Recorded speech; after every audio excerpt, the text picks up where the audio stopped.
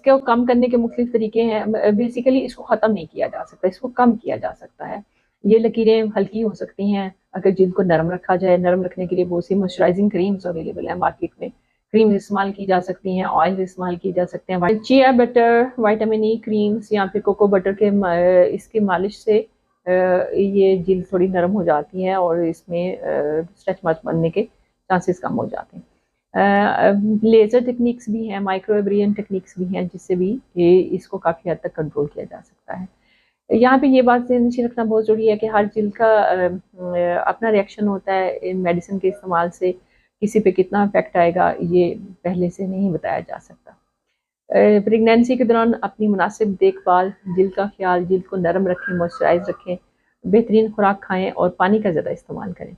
इन सब कंडीशन से जिल्द की सेहत बरकरार रहती है और ये जो लकीरें बनती हैं ये काफ़ी हद तक कम हो सकती हैं।